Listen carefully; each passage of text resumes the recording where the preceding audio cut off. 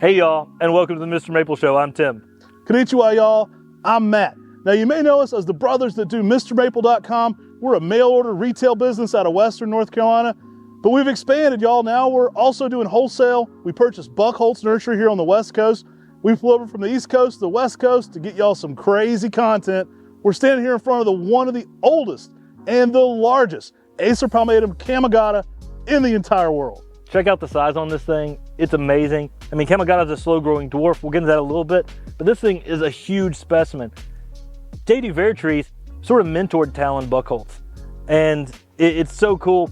Talon actually purchased this land that we're standing on from JD Vertrees' family. So it's awesome to be here today to talk about one of JD Vertrees' introductions, the man, the myth, the legend who wrote Japanese maples, the first and second edition that's been built on. He's one of the biggest pioneers of Japanese maples in the United States. Guys, let's talk about Kamagata.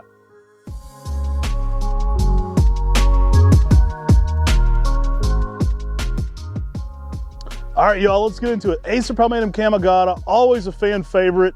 This one has a very unique texture, a very unique leaf shape, and it's heat tolerant as all get out. Vertrees actually recommends himself this being a great plant for rock gardens. Now, you know, if you're putting this in some rock gardens, it's got to be durable. So this makes a great tree for bonsai, but also the small area landscape.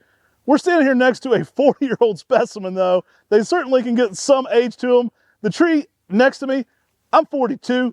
Talon's been farming here for well over my lifetime. The tree actually may be older than me. We don't even know. It's a massive specimen, though, of Acer palmatum Kamagata. Typically, in a 10-year span, this tree is right around 6 feet tall, making it a great compact tree. Now, when this tree first leaves out, Kamagata has a bright purple border around every single leaf, giving it a really nice texture and color pattern. That fade into a light green. Now, we're getting a little bit of fall color, but this thing's really going to light up soon. You get some of these reds, yellows, and oranges all flavored in on that amazing structure. Now, I've went through some of JD Vertrees' catalogs. He actually at times offered this as a rooted cutting because it did so well for bonsai. It is a very hardy tree. That's the thing I love about Kamagata. It's a slow-growing dwarf, but you can put it in those places in your yard where you're getting southwest exposure, and it's a Japanese maple that's a dwarf that's going to thrive and do well in that situation. Extremely heat tolerant, easy to grow for a lot of people. You know, I was actually talking to Haruko Buchholz the other day, and she said that Kamagata likely means kama is like a sickle that you cut grass with, and gata means shape. And it's because the leaf, if you look at it, actually kind of looks like a sickle shape. So pretty cool backstory there on the name Kamagata. Now, this one's going to work zones 5 through 9, but it is on the upper echelon of heat tolerance. It's one of the most heat tolerant maples you can grow. I would compare this one to Makawi Yatsubusa for durability. It's really going to show out in the landscape. Don't be afraid to put this one next to a brick home all the way up to zone 8. And it's really going to perform very well. Now, in that heavy zone 9, you are going to need to give this one some late day shade. An exceptional Japanese maple, though, with a high level of durability. And this is an excellent dwarf, used in small places in the garden, used in containers, and for bonsai. So many cool ways to use this plant. And being that it's so hardy, it's going to grow really well for you. Now, we always let people know. People say, what's the max size this tree will ever get? Well, there's no such thing. I mean, I'm 42. I'm standing next to a tree that's probably older than me. And guys, they keep growing their entire life. I just keep growing out. I don't grow up anymore. These maples, they keep growing up and out, man. They never stop. People say, what's the max size they'll ever get? I say, well, if it quits growing, it's dead. That's really the bottom line. So they can get some size to them with some age. It does take having a very mature specimen to get one in this kind of size range. Now, we're here in October of 2023, and we're starting to see some fall color tinges starting to come right now in Kamagata.